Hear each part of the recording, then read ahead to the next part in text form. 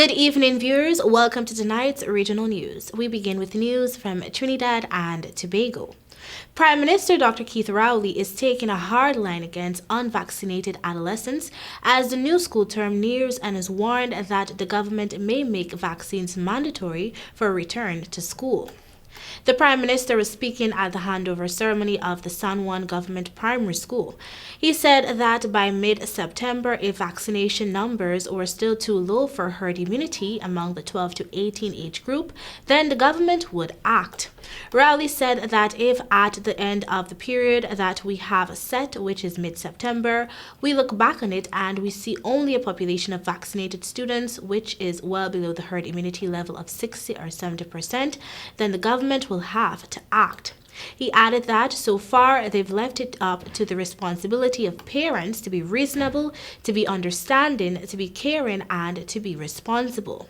Meanwhile, Minister of Education Dr. Nian Gatsby-Dolly said on Monday that virtual classes will continue when the new school term starts on September 6, while the ministry and the government look at how many students receive vaccines. Continuing with news from Barbados. Barbados has denied reports that a woman had collapsed and died last weekend after receiving her second dose of the COVID-19 vaccine. In a statement, the Ministry of Health and Wellness said that it had become aware of a voice note making the rounds on social media, claiming that an unidentified woman who received her second COVID-19 shot collapsed and died within 24 hours after receiving the vaccine, and in essence attributing the death to the vaccine. Chief Medical Officer Dr. Kenneth George, after extending sympathy to the family of the woman, stressed that while circumstances surrounding the death will be fully investigated, at this stage, it is being treated as a sudden death with no link to any COVID-19 vaccine.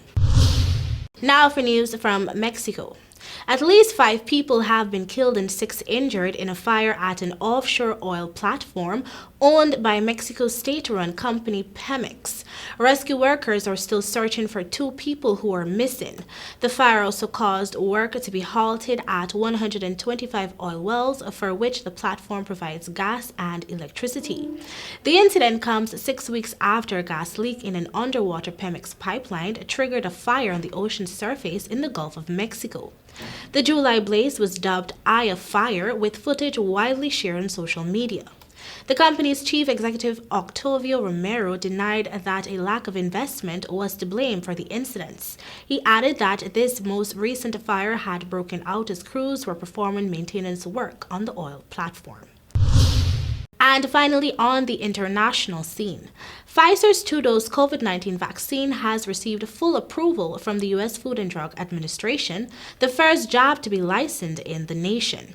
The vaccine had initially been given emergency use authorization. Its 2 jabs, 3 weeks apart, are now fully approved for those aged 16 and older. The approval is expected to set off more vaccine mandates by employers and organizations across the country. It comes amid lingering vaccine hesitancy among many Americans.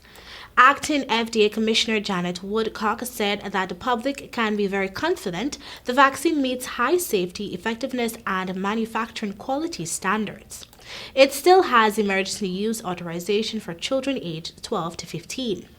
Critics had been calling on the FDA to speed up this approval process as the nation struggled with dropping vaccination rates earlier this year. The spread of the contagious Delta variant has already given some hard-hit regions a bump in vaccination rates in recent weeks. And that is all for your regional news. Thank you for joining. Good night.